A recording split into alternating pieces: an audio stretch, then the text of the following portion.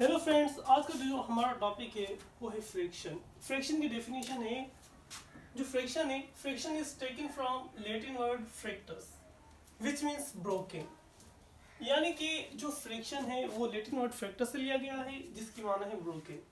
और उसकी डेफिनेशन ये है, incomplete numbers are called friction. जो हमारे इनकम्प्लीट नंबर्स होते हैं वो हमारी फ्रिक्शन होती है। ठीक है, अब इनकम्प्लीट नंबर कैसे होगा? 5/2 हो गया, 1.5 हो गया, ये हमारे इनकम्प्लीट नंबर से, यही हमारी फ्रैक्शन है। फ्रैक्शन के दो टाइप होते हैं, एक होता है कॉमन फ्रैक्शन, दूसरा होता है डेसिमल फ्रैक्शन। जो कॉमन फ्रैक्शन है कहते हैं, एन का मतलब है न्यूमरेटर, डी का मतलब है डिनोमिनेटर फॉर्म। यानी कि जो भी फ्रैक्शन न्यूमरेटर और डिनोमिनेटर फॉर्म में हो उसे कॉमन फ्रैक्शन कहते हैं। अब देखिए 1/2, जो ऊपर वाला 1 है इसका नाम है न्यूमरेटर और नीचे वाले का नाम है डिनोमिनेटर। तो न्यूमरेटर और डिनोमिनेटर फॉर्म में ये हमारा कॉमन फ्रैक्शन हो गया। 3/2 कॉमन फ्रैक्शन हो गया, 1/2 का हमारा कॉमन फ्रैक्शन हो गया। ठीक है, अब कॉमन फ्रैक्शन के 3 टाइप होते हैं, एक होता है प्रॉपर कॉमन फ्रैक्शन, दूसरा होता है इम्प्रॉपर कॉमन फ्रैक्शन और तीसरा होता है कंपाउंड या मिक्स्ड फ्रैक्शन।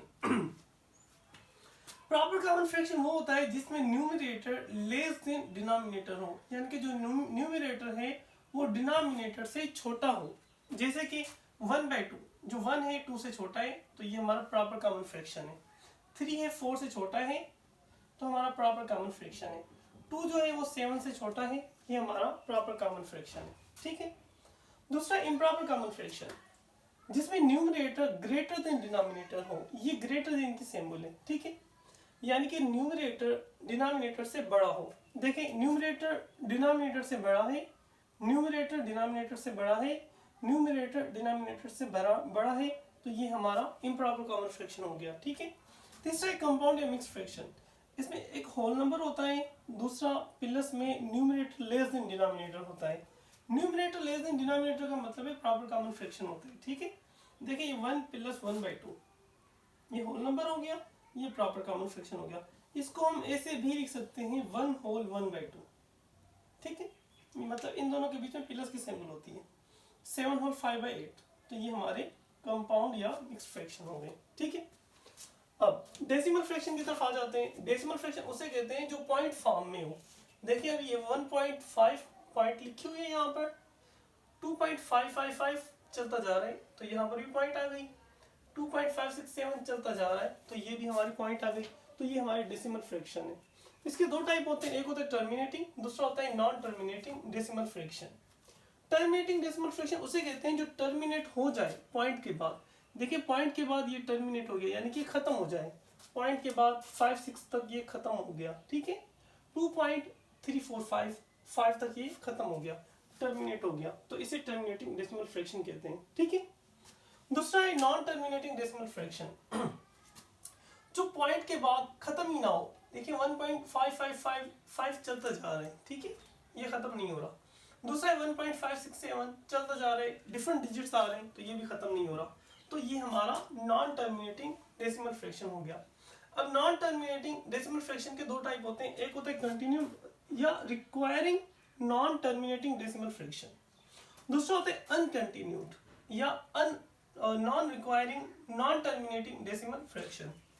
अब देखिए कंटिन्यूड या रिक्वायरिंग कौन सा होता है, जो पॉइंट के बाद सेम डिजिट्स आए, रिपीट हो।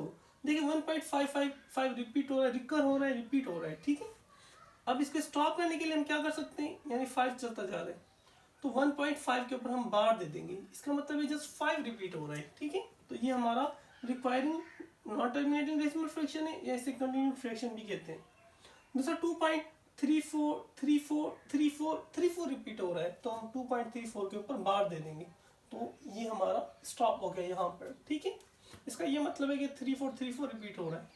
उसके बाद है 5.678 तो 678 रिपीट हो रहा है तो 5.678 इसके ऊपर बार दे देंगे तो ये यहाँ पर स्टॉप हो गया। ठीक है, तो ये इसका मतलब है 678 ही बार बार आ रहा है। ठीक है, तो इसे बोलेंगे कंटिन्यूड या requiring non terminating decimal fraction. दूसरा है अनकंटिन्यूड, या इसको non requiring non terminating decimal fraction भी कहते हैं, यानी पॉइंट के बाद एक तो चलता जाए, ठीक है, दूसरे डिफरेंट डिजिट्स आए। देखिए 1.5678 डिफरेंट डिजिट्स आ रहे और चलता जा रहे, खत्म भी नहीं हो रहा, तो इसे अनकंटिन्यूड या non requiring non terminating decimal fraction कहेंगे। या ये जो पाई है इसे पाई बोलते हैं मैथमेटिक्स में, ये नंबर एक पाई PIE, ठीक है। तो इसका वैल्यू है 3.1415 समथिंग चलता जा रहा है, तो ये भी हमारा non requiring non terminating decimal fraction है।